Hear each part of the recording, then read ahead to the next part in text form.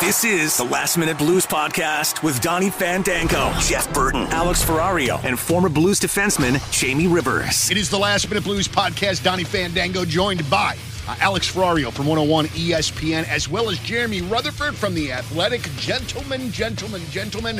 Hello and happy Tuesday. We are back, ladies and gentlemen. We're here.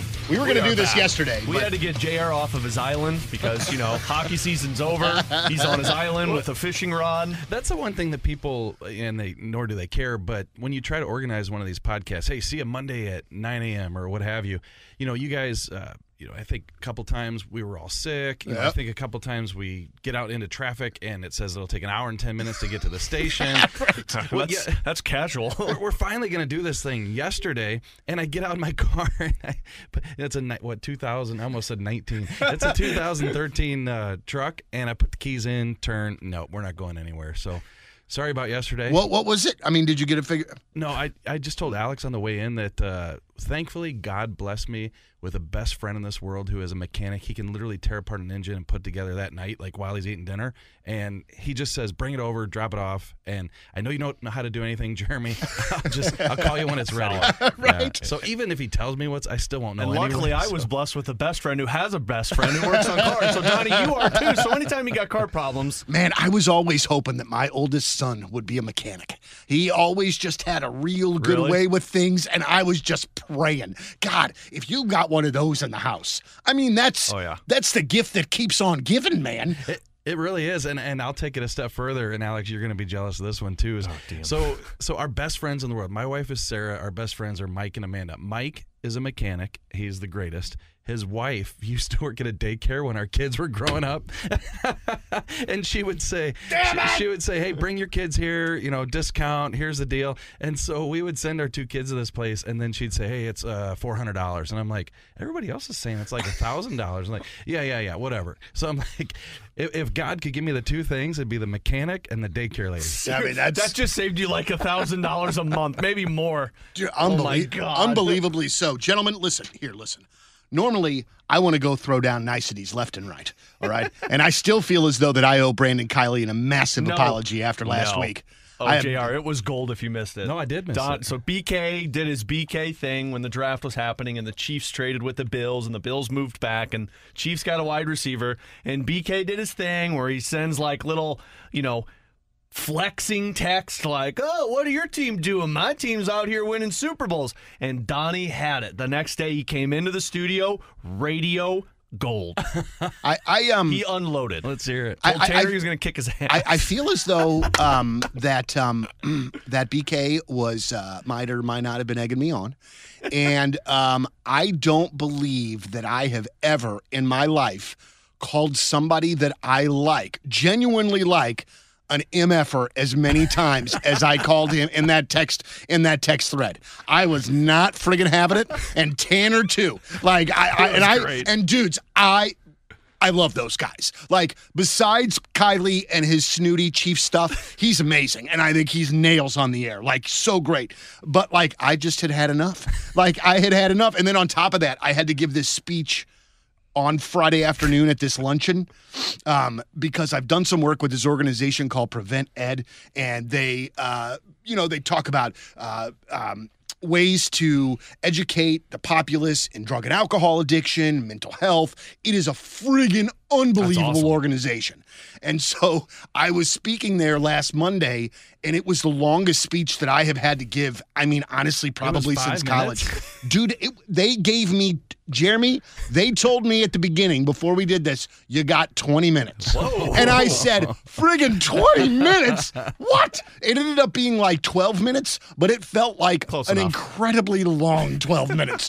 So, I was just already in my head about what was going on Friday. I didn't understand at all what Brandon Bean was doing. And so the timing of those text messages was just hit at the right time. We all were gifted with Donnie's day in rage that day. And honestly, he capped it off with a nice flip the bird towards BK and Tanner. And it was just... And I was wearing a tie while doing it. Oh, yeah. It was just a chef's kiss to a day. Yeah. Threatened T-Bone.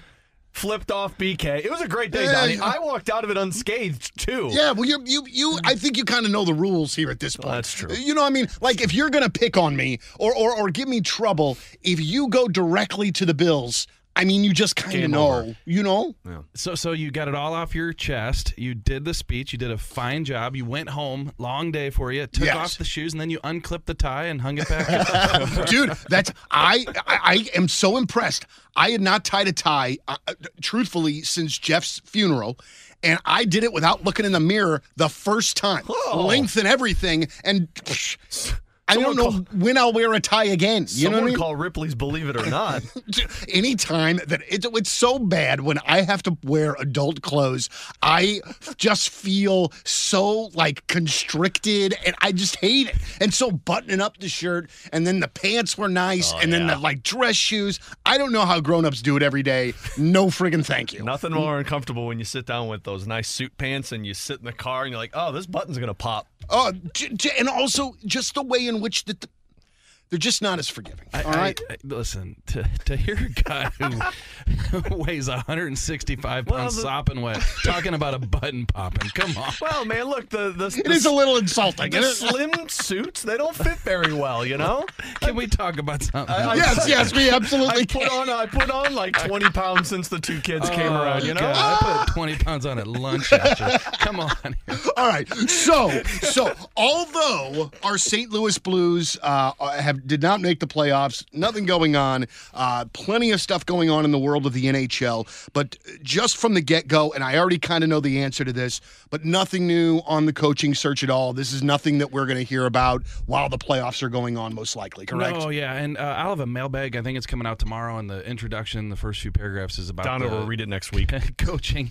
No real update, but Drew Bannister went back home to Thunder Bay. He's kind of still waiting word on what's going on. Doug Armstrong, meanwhile, I think he's in Switzerland right now for the World Championships under 18, and then he'll be remaining in Europe for the World Championships for Team Canada coming up. I think May 10th is when they start. From what I've heard, it's down to two candidates, Bannister being one of them. We don't have a name on the other one. Alex, we talked last week about David Carl, University of Denver. Mm-hmm. However, he's going to coach the World Junior Championships for USA, which would seemingly take him out of the running and probably has. They've probably talked behind the scenes and, it's just maybe not going to work out. But, I did ask Scott Wheeler, our guru with the prospects at The Athletic, hey, has a coach ever accepted this role and then backed out of it? And he said, yeah.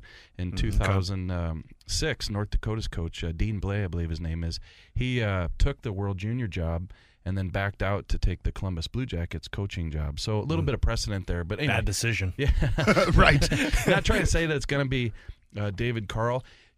I don't think anything's going to happen with Jim Montgomery, but just people say, hey, don't rule it out. Mm-hmm. So you have a situation where Montgomery has one more year left on his contract with the Boston Bruins, and we don't need to beat it to death. It's just originally I poo-pooed the idea, like, hey, I don't think this could happen, but at some point I think Monty would like to get back to St. Louis. His wife Emily's here. They had a great time when they were here for the 2 years, but looks like they're going to put Toronto season to an end, right? Yeah. And then Boston could have a long run. So one more year left on Montgomery's contract. It's not as easy as, this being the last year, and then he says, hey, I want to go to St. Louis. So if it's down to two candidates, at least from your understanding, JR, Bannister being one of them, does that that's a pretty wide open field when you're talking about if it's two candidates with all of those individuals. And I think a lot of people go to Rod Brindamore, and for me, I don't really feel like that's even realistic. I've brought up Sheldon Keefe, but since the Toronto Maple Leafs are turning into a disaster, that seems like it's unrealistic. So for that second candidate, I guess it would seem like a Jim Montgomery, a David Carl, and I don't even know if you could keep Joe Quenneville's name into this, because if you're trying to get this thing solidified, you're not going to wait around for the NHL to decide that. And that might not be till the end of May. For me, and this is just process of elimination here, I would say if you're talking about that second candidate, it seems like it's probably down to like a Jim Montgomery or a David Carl. And do you think Sheldon Keefe would be...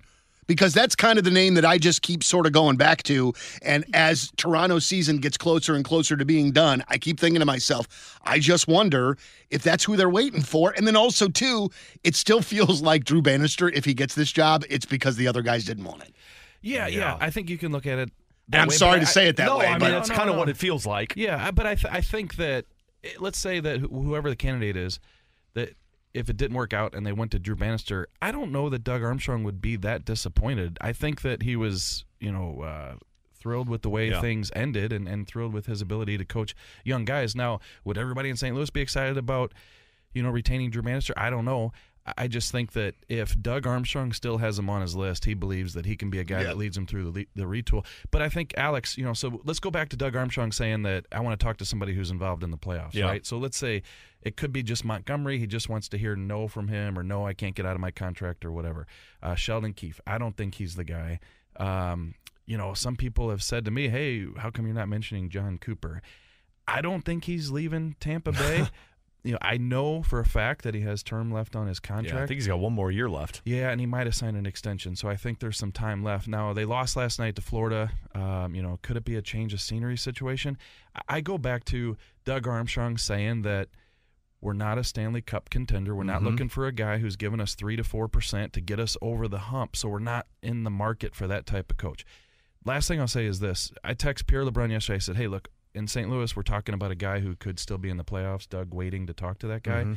We can't overlook the potential of assistant coaches. That's the one that I always bring up, but I don't know assistant coaches. Yeah. That's the hard part. And that's where, Pierre could help me. So I said, hey, Pierre, give me some assistants who could be guys that we're talking about. If we're not talking about Montgomery, Cooper, Keefe, those guys, he says Glenn Gulletson is a guy, Guy Boucher, Jeff Halpern, you have Jeff Blasiel, and then also Phil Housley with the Rangers. See, all of those sound like retreads again. Well, I think these guys are, and that was my takeaway too after I read his text is, those are, quote unquote retreads. Those are guys who have had an opportunity, right?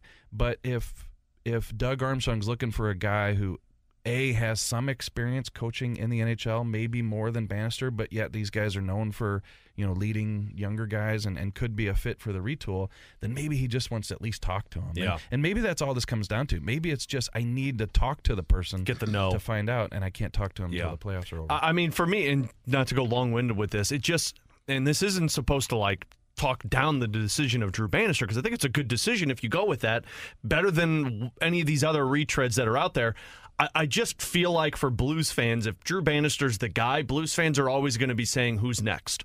Which isn't a good recipe for a Drew Bannister, right? When you take over, you're trying to build your career up as an NHL head coach, it just seems like everyone's going, okay, well, who's the next big guy? Because it'll be, all right, well, you got one more year of Jim Montgomery. You couldn't get him now, get him next year. All right, John Cooper signs a 2-year extension. You get him in 2 years. It just feels odd to be in a place with the Blues where you're looking at it being like, all right, well, who's next? Dude, and to go off of that just a little bit more and to wrap it up, it almost sort of feels like, not the same, but it feels akin to the Craig Berube, Mike Yeo situation, where you're starting to, as the team, you're starting to be like, whoa, maybe he's not going to be very.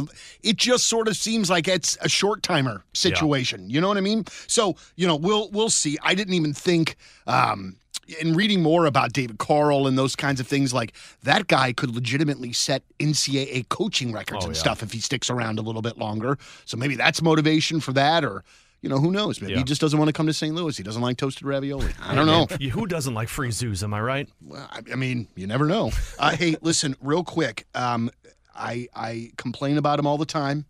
Not all the time, but enough. Greg Wyshynski. Welcome to the Jordan Bennington party. Welcome to the club. Welcome. It's wonderful to have you with us that watch this guy play his ass off all of the friggin' time.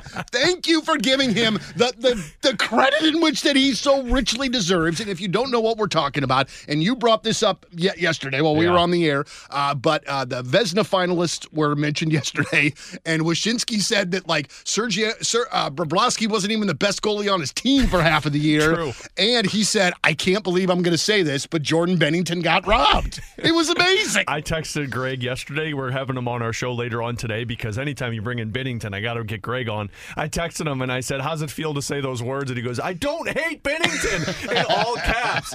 And I go, okay, Greg, sure.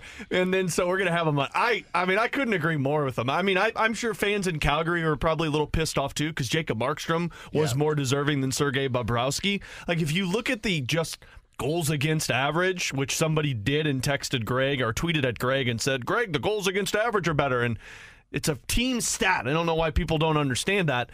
If you just look at the saves above expected, the high danger saves, but more than anything, exactly what you said, Donnie, Anthony Stolarz was the better goaltender for 50% of that season in Florida. And then all of a sudden, Bobrovsky turned it on and got better down the stretch. But to me, that all of these awards are just, especially when it gets to the Selke Trophy, which always seems to be one of two candidates. Now that Bergeron's gone, it might open up the field a little bit more. The Norris Trophy, which is always a joke. And then with the Vezina, it's like, it's a popularity contest. You get two guys that are always in the conversation, Bobrovsky and Hellebuck, and then you get some kid who had an incredible season in Thatcher Demko, and that's how these votes always go. We've talked. Oh, I'm sorry, Jared. No, good. No, I was just going to say, we've talked about it before. There needs to be 2 awards for the defenseman. Oh, yeah. The scorer, and then the guy that's the actual goddamn best defenseman. It's so mind-boggling to me that they keep friggin' giving this to the guy that can't goddamn play defense. Like, it doesn't make any sense to me. And then, a few years ago when Petro was still here, having a really great season, and you're thinking to yourself, why in the hell would he not be in the conversation every friggin' year? And instead, it's friggin' Carlson, that friggin' clown. Yeah. I shouldn't call him a clown. He's a great player. But just for what that award should be, man, they should break that up for sure. And also, too, while I'm on yelling about things, we've talked about this before as well. When the playoffs start, whatever game you're playing, your team needs to be under the same salary cap that goes on in the beginning of the year. Donnie's on fire. And if you do, and I believe Vegas did last year, to their credit, you do. Hey, I got nothing to complain about. To their credit, they were under the cap. Well, for the games, I guess, But it just drives me freaking crazy. I think they should do the playoff rosters like they do in baseball, where you have to submit your playoff roster before each series, and to submit it's the roster that you're putting out there. So the 23-man roster should be under the salary cap. I don't think that's a bad idea either, man. That'd be a little hard in hockey just because injuries are a lot more common than with baseball. I thought Curbs had a good idea. Chris Kerber a couple days ago, I think I heard him on the radio, is that you need to play with a roster that's under the cap, obviously during the regular season, but you need to come off of LTIR with a game or two left to go in the regular season, which then forces you to be under the cap prior to starting the playoffs. So you can't just go to the end of the regular season, then all of a sudden you're eligible to come off of the Mark LTIR. Stone. Yeah, like Mark Stone. So you would need to come off LTIR, let's just say a week to go in the regular season, in order to be eligible. That's like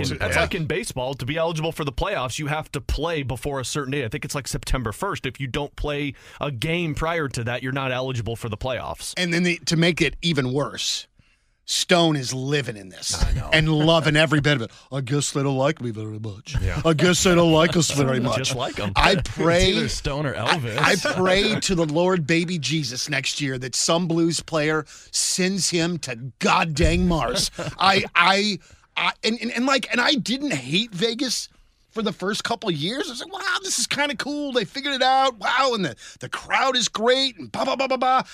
Friggin' hate them. I hate them. I'm rooting for the Dallas Stars, which feels gross and, it comes and not down to right. One word, winning. Yeah, I know. You win, all of a sudden. Right? Because if they didn't win the Cup last year, I don't think we'd hate them as much. No. But the fact that they won it, and look, it doesn't help that Mark Stone scored the first damn goal of the playoffs. First shift. Like, that does not freaking help. And then, like, all of their reporters and analysts are like, oh, he had a ruptured spleen. And it's like, oh, okay, sure. Just as we expected. Cap Friendly put it out. They put the LTIR transactions of Mark Stone of the last 3 years, LTIR around February, activated off of LTIR day one of the playoffs. How come reporters always talk with a dorky voice? You guys get something? Every time you guys go to the reporters. Jared, we didn't want to tell you, man. But, dude, if it's that, then it's radio guys all have a crazy radio voice. So, there's that in there as well. All right, I want to talk about the playoffs here before too long. Did I interrupt you again, JR? No, not at all. Listen, I was going to say this a minute ago. He's just going to insult me again. Donnie, I was going to say this a minute ago. Listen, you are my favorite rant person ever. So if I'm ever getting ready to talk and you're getting ready to talk, the listeners want you to talk because we know what's coming next. I don't know that that's necessarily true. These rants are on fire. It's just the big-eared guy just yelling again. Okay, a couple things that I want to mention here. that I have read of JR's in the course of the last week. Okay? Okay. Look at you go. Then First of all, like Jimmy Rosner or something. He said JR. Right. The article last night or yesterday on Dalibor Dvorsky is fantastic. Everything that you want to read about a player, you read in that article. Days off. He's not taking them. It seems like he very much has the Jake Neighbors sort of flair to him, but it seems as though one more year of seasoning is probably what he's going to get, right? This episode is brought to you by Intuit, the technology platform that brings financial confidence with products like TurboTax, Credit Karma, QuickBooks, and MailChimp. You might have learned the recorder in school, but probably not how to navigate the financial world. Luckily, Intuit's on a mission to help with the free Intuit for Education program. It provides students with the lessons to learn essential skills, like how to build credit, file taxes, and budget. Check out their free resources at intuit.com/education. Hey, welcome to IKEA, where even this desk is circular. Huh. How so? Looks pretty rectangular to me. It's because we're always looking to repair, reuse, and relove our products, like buying back your IKEA items for store credit. Or shop our as-is section for great deals. You can even order free spare parts. Get on the circular path for a more sustainable future. Still a rectangle. Get started at IKEA-USA.com/circular. Visit IKEA-USA.com/circular for as-is information and buyback and resale terms and conditions. Spare parts not available for all products. Thunderpants! What are you laughing at? Laffy Taffy. They have a funny joke on every wrapper, and I love how fruity they are. Banana's my favorite. Want one? Sure. So smooth and creamy. I like to eat them after school and after dinner and whenever you need a good LOL? Yeah. So, here's the joke. What do clouds wear under their shorts? Thunderpants. That is good. Laffy Taffy. Deliciously funny. Head to LaffyTaffy.com to shop now.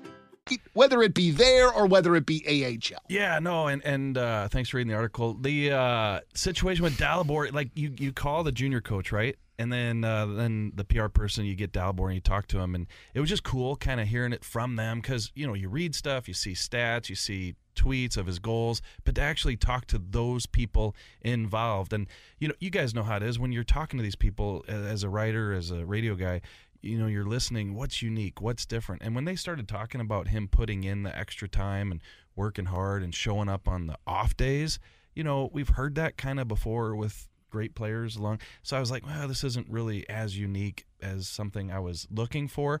But I mean, this is a kid who started off in Sweden, played in the men's league last year. His last couple games in Sweden, he literally played like 44 seconds in the entire game. One shift and he was done. Yeah. So the agent, the Blues, they all got together, said, hey, let's go to Canada. Let's play in junior hockey. And here's a kid who, he's from Europe. So now he's coming to Canada. And they get 4 days off a month. The Ontario Hockey League, that's what they are mandated to give the players off. And this coach, Ken McKenzie, in the article says that Dalibor would call the night before, hey, I need to get in the rink tomorrow morning, 9 a.m. Dalibor, we're off. No, we're not. I'll be there. And he said that, he goes, I can't go out on the ice, but I can poke my head out of my office and look out there. And he said, pucks. He goes, he loves the pucks.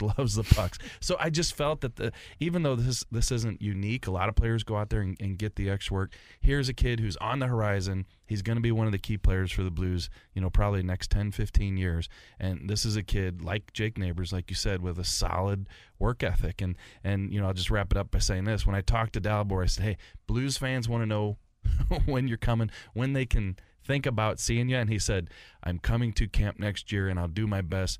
That's kind of my answer. That's all I can say. I'll be there and I'll try to make the team. Why does he sound like Ivan Drago from Rocky IV? Yeah, hey, that's fair. If he dies, he dies. You know what's pretty great, though? It seems like a lot of these guys that the Blues are drafting or these young players that they're bringing up are goddamn hockey lifers. Yeah. Like that it is just friggin' entrenched in them, except Jordan Kyrou. But I mean, like, outside of that, like, it just seems like, am I wrong? No. I mean, I mean, if I hear stories of Jordan Kyrou calling somebody to open the Centene early so that he can take shots, I'll have a friggin' heart attack. All right, JR, new article next week. A friggin' heart attack.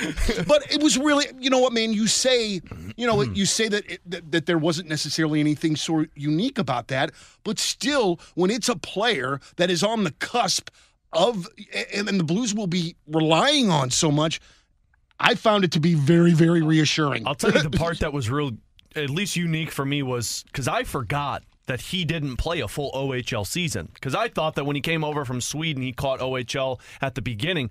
I forgot that he didn't play, what was it, like 15 games? Because it would have been 68 total. 16, because he played 52. Yeah. And I mean, you're talking about 16 games. He was on pace for 55 goals and like 115 points. That's the same amount that Mitch Marner put up in his first year in juniors before he went pro.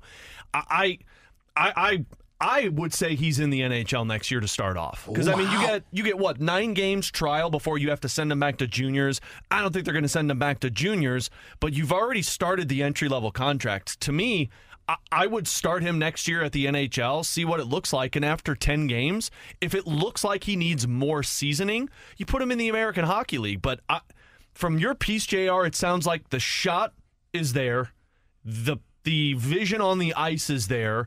Speed, I think, is what the head coach of Dalibor Dvorsky said is probably what he needs to work on.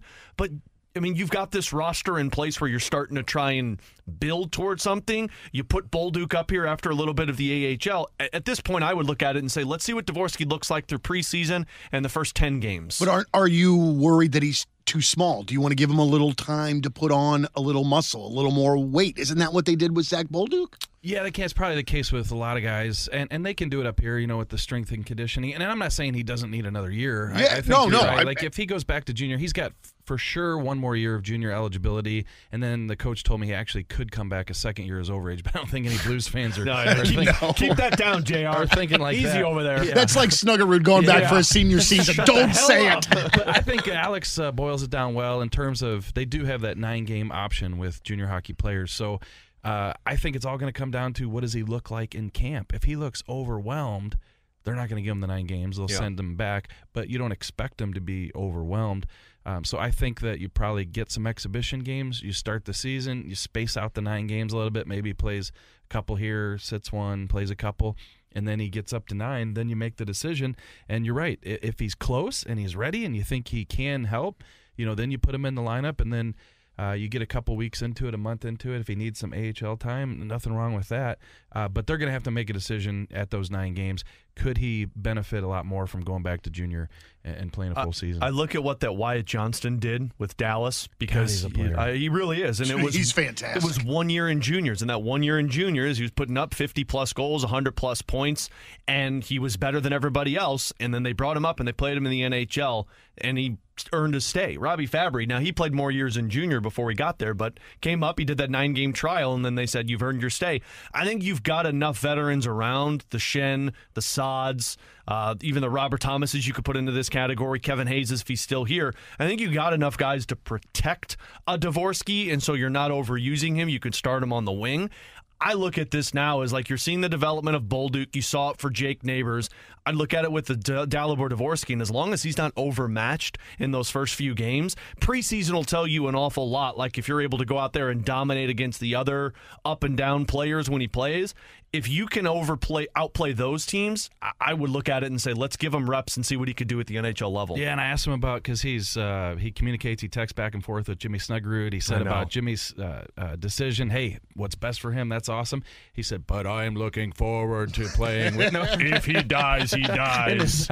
Right. So I said, you guys are, calling reporters goofy with their voice. I guess I did go in a little just a little bit. It's all right, though. It's all right, though. So would you say, though, JR, and this is just coming out of nowhere here, I'm just spitballing, would you say Dvorsky and Snuggerud could be like a Hall & Oates? Oh, my goodness. Oh, oh, God. Whoa.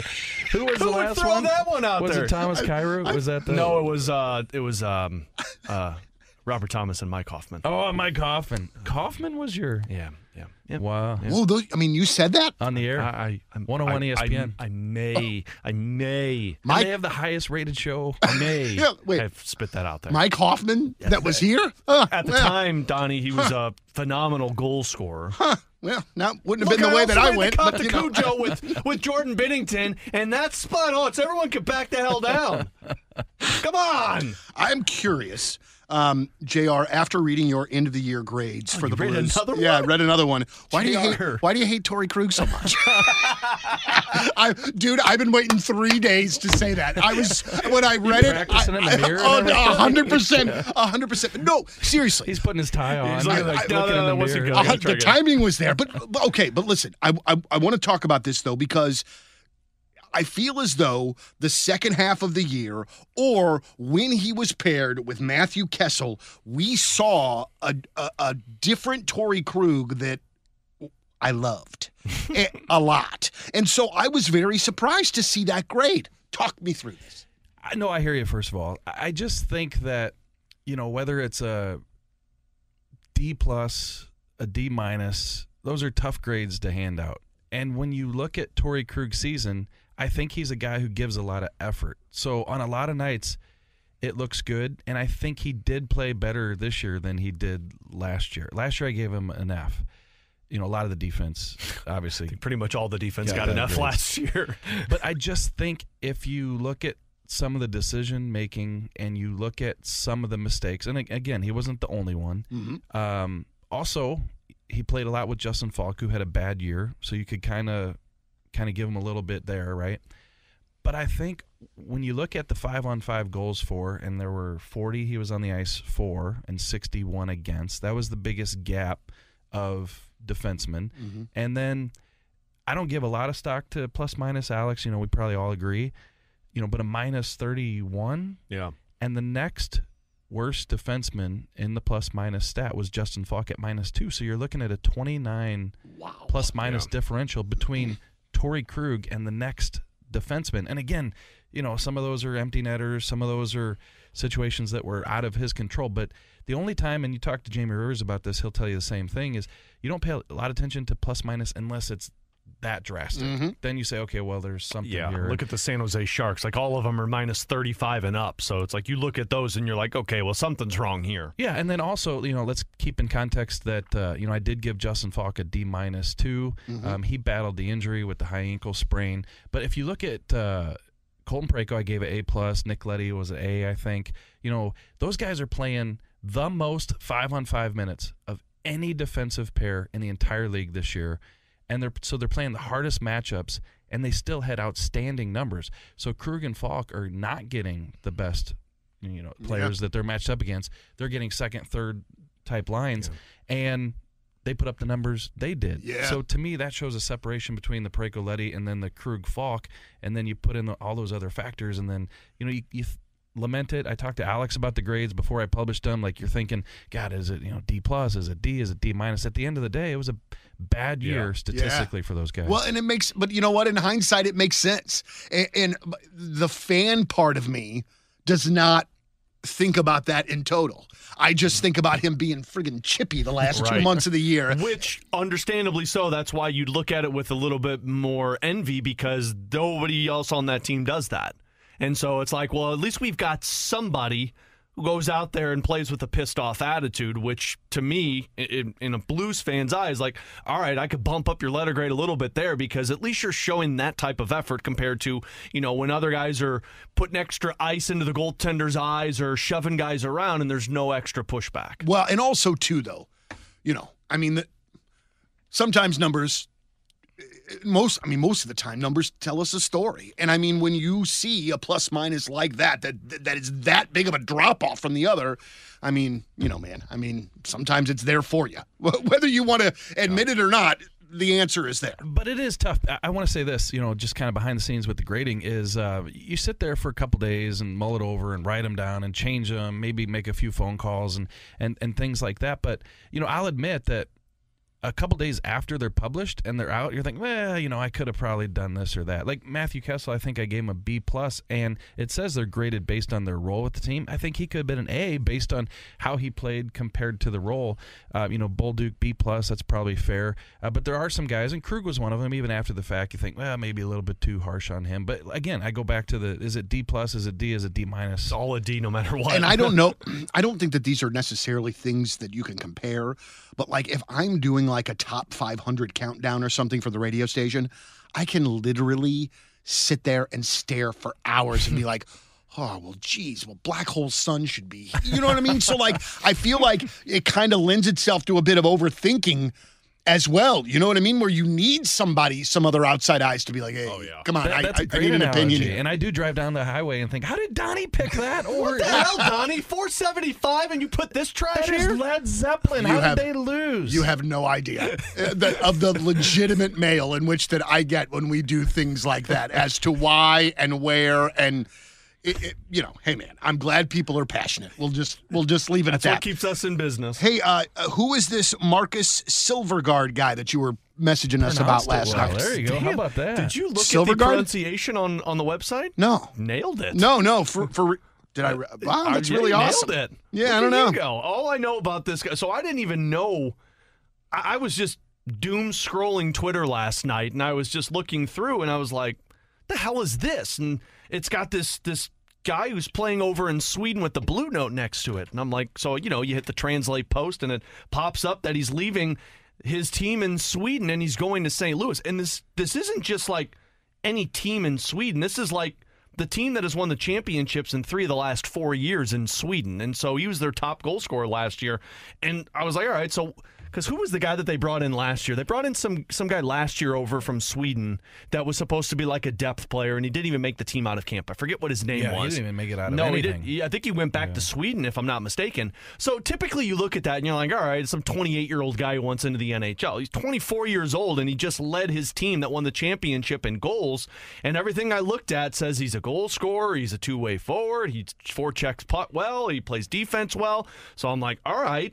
And at least I looked at it and I texted a couple of people and they basically said, like, nothing's announced yet, but any signings that would be taking place are going to be depth pieces destined for Springfield. So maybe it's an opportunity just to add some depth, but it's a winger that can score goals that's 24 years old. So is this a guy that wouldn't have been drafted then and would have just been a free agent over there, and so then the Blues can go after his rights then? Yeah. To me, I saw that and I said, okay, that's got Alexander Steen written all over it. Yeah. And I was going to bring this up. So years ago, it's 2014-15, the Blues signed a guy, Joachim Lindstrom, and he came from Sweden, and it was a really good friend of Alexander Steen's. Not to say that just because he's friends, he's signs a contract with the team. Well, we're seeing that in St. Louis right now with the Cardinals. Arenado needed a couple buddies. but Brandon Crawford. Lindstrom had some talent, but he came over here and he played. The Blues signed him, and he played 34 games, and he had 3 goals, and then we never saw him again. He finished the rest of his next 8 years of his career in Sweden. So, every few years you'll see something like this where a guy kind of lights it up in Sweden. He's 24, 25 years old. Somebody will see him, and they'll give him a chance here. So I think, Alex, that it is a situation where Alexander Steen probably had some influence here, like, hey, pretty good player, can put up some numbers. He wants to come over there and play in the NHL/North America. Let's see what he's got. So I think that's what it is a depth signing, probably bound for Springfield. But let's say he comes over here and he plays fairly well. The one thing that we need to remember is that Jimmy Snuggerud's not coming. And not to say that Silvergard, right? Silvergard? Silvergard. Silvergard. Is Jimmy Snuggerud. But, the one thing that we said a couple weeks ago, right, is that they're not going to want to go out and sign somebody to an expensive 2, 3, 4-year deal. So they're going to try to fill in some parts here with some depth pieces. And, hey, if it clicks, it clicks. I'll eat my words. But I told you guys I've seen this movie before where guys come over and, they're just not the players that they are over in Sweden. So this was the scouting report, if you want to call it that I read yesterday. It says he's a flashy player who stands out with great speed and physical play. I take it all back. Take it all back. Hall & Oates, I would say. He owns a terrific shot, not afraid to show emotions on the ice, lacks a bit of routine to control himself whenever the game heats up a bit. That's not Hall & Oates, that's Hall & Hoffman. Hey! Yeah. No, I mean Oates. I mean, at least I nailed the Oates part, right? Just didn't get the whole part down. All right, few things here real quick, and then I got to go be on the radio. No, you don't. Damn it, Donnie. You said that with a little disdain. I thought you do radio. Yeah, because I'd rather do this or continue to talk about sports. I really would. Our studio's always open if you want to come down and flip off BK again. All right, well, that's I appreciate the open invite there. Just to roll through a couple of these playoff matchups here real quick. quick. The Rangers just absolutely just roll the Capitals. They would have beat them 10 games. Oh, yeah. 10-0. So one of the guys I follow on Twitter, Jay Fresh, who does like a ton of analytics stuff, and he put out a like end of season postcard or a report card on all of these in every area. And he tweeted out, he said, the Washington Capitals, who showed us that it's not about scoring goals or stopping goals, it's about friendship and having fun. That's what they taught us this year. Oh my gosh. With the Panthers beating the Lightning last night, is the Lightning dynasty officially over? They still have a lot of gosh dang good players. You still have Kucherov, who just put up 15 points, something like that. You still have Braden Point. You still have Victor Hedman. Remember, they didn't have Sergachev all season this year, or most of the season. He was wasn't injured. Vasilevsky hurt for the first part of the year, too? Now, he did not play well down the stretch, but I got to imagine he still wasn't 100%. So, I just listed off 5 guys that are your core. And if John Cooper's still there, he's an incredible head coach. Their depth is the problem. They had 2 lines. You had 2 lines and 1 defensive pair to play with. But when you're paying everybody $12-13 million, the Toronto Maple Leafs are seeing that right now. And the one name that you didn't mention is the guy who could be leaving is Stamkos. Yeah. So, that's the part that's going to be interesting. Maybe it's too far, but I'd say, yes, it is over. Yeah. Do you think Chicago Blackhawks over to where you're about to go? No, I don't think they're going to go there. Yeah. I just think that when I use the word dynasty, or isn't that what you said? Yeah. Just something like that, like their reign of being up at the top. It all ended. Probably come down to that next tier as they try to refill that roster. It's amazing how it all ended, just like it did in St. Louis when Pat Maroon left. Wait, what? Tampa, it all ended when Pat Maroon left. Oh, yeah. Hey, that's what happens when you trade Big Rig, man. 2 for 2, man. All right, Bruins. It was awesome to watch Donnie process that. Yeah, he got there, though. Dude, I'm a half step slow today. Bruins are going to wrap up with the Maple Leafs, and this Maple Leaf situation is hysterical. This is the best soap opera I think I've ever watched in hockey.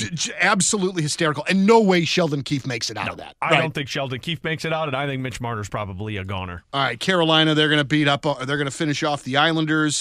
Man, Connor Hellebuck. Where have you gone, Connor Hellebuck? It's the same story, just a different year, man. How many goals has he given up in this? It's got to be almost 20. Well, I think his goals against average was 5.76 or something like that. Look, Colorado is a well-oiled machine, but Connor Hellebuck, man, you use him too much in the regular season, and he can't stay in the same regimen that he is in the playoffs. And he's going to win the Vezina earlier when Donnie rudely interrupted me. That's true. That's true. I was just going to say that What's that, Donnie? Got another point? I think when the Selke comes out and the Norris and all that stuff, those are all spot-on votes because those are done by the Professional Hockey Writers Association. Oh, sure. But it's the GMs. It's the other trash, right? It's the GMs that do the Vezina. So let's blame any Binnington talk. Let's blame the GMs on that one. Smart. Okay, but it's going to be smart. Hellebuck. All right, so let's see here. Well, it's not going to be Bobrovsky, who barely was his best goalie. What are we, a game away from Nashville hanging up a banner that they made the playoffs? That's pretty great. Oh, absolutely. And also, too, props to Vancouver. Dude. Because I absolutely did not think that this story would go the way that it is, especially when you with the goaltending injuries. They're on their 3rd-string goalie. Incredible. Artur Silvos, I think, is who they're using right now. Have Donnie pronounce, is that right? Yeah. Did I nail it? What do you mean? Is that right? I don't know, man. I don't know. I'm just hanging on for the ride, man. That's you got it. Silverguards. I legitimately, from Alex's text to my piece of paper, copied that name down so that I would have it correctly. All right, hold on here, real quick. So Nashville's going to lose to Vancouver. What's going to happen here in this? Vegas with all these bets. He's telling us what's going to happen. It's like money line plays. Vegas, Dallas. What happens here? So what? It's 2-2 now. 2-2. So this is going to go 7. Back to Dallas. Yeah, this is going to go 7. I think Vegas is going to pull it out. They've got the clutch genes. What do you think? So I got to admit, I went to bed early last night. Did anybody watch the end there? It was 2-1 Vegas, I think. I watched it. What the heck happened? Dallas tied it late before the end of the second period, and then I think they scored early in the third, and then they got the empty netter. You watched netter. it? What do you mean you think? Well, you watch it, but you watch it at 10 o'clock at night. There's a difference between watching it and I think this is what happened. Yeah. It's 2 great teams, and like you guys said, this is going to go 7 games most likely. But Tell Donnie what he wants to hear. Dallas wants to win. Dallas was down 2-0, and they've fought back in this thing. So I think that's and it was in Vegas too. Yeah, that's the thing that's too, the right? part. They've won road games the whole time, right? Yeah, both teams won it on the road. Yeah, I don't know. At this point, because of the whole Stone and LTIR thing, everybody thinks that Vegas is going to pull the series out and go out on a little bit of a run here. I don't know. I still think Dallas has a chance. Dude, I think it very much could happen. It's not as though that it's not that I don't think it could realistically happen. That's the only toss-up. I hate it, but yeah. That's the only toss-up right now in the playoffs of the first round. And the Oilers will roll the Kings here and wrap up that series as well. It's just fun to watch playoff hockey. And then it just makes me miss the Blues being in the playoffs a lot. Yeah, it really is. And you know what? I just want to piggyback on that for 1 second. I bring up my son a lot, 11-year-old Eli. Last night, watching the Florida Panthers game against Tampa Bay, he runs upstairs, grabs his Matthew Tkachuk Florida Panthers jersey. Just he's wearing it. He's watching it, watching the game. And then when the game is over and he's headed to bed, takes it off, folds it up, puts it in his bed next to him, and sleeps with the jersey. Like, this is real life. These kids love their sports. They love their heroes. And, that's what the playoffs are about. Dude, awesome. That is so awesome. Also, too, in watching his post-game chat, right after he got off the ice, I understand what Matthew Tkachuk is on the ice, but it feels as though, much like we've seen in Robert Thomas, this sort of maturation of this guy. Because if I'm not mistaken, he had 2 penalty minutes in the entire series against the Lightning, which is remarkable. I mean, this guy, who's already a tremendous player, coming into a little bit more maturation, whoa, baby. Like, that to me is, that's even another level for Matthew Tkachuk is what I'm saying. Yeah, you're absolutely right. And the best part about it is, I think you're right that he has evolved and matured, but I think he's always had that, hockey maturity, and he knows what you need at what time. So he can have 2 penalty minutes in this past series, which you're right, and put up some point production, right? But this next series, he could have just, let's say, a goal in the series, and maybe he's got 27 penalty minutes. Well, and but somehow he's a difference maker. And if they move on and they play Boston in the next round, which I would imagine is what it would be, imagine Tkachuk against a Brad Marchand.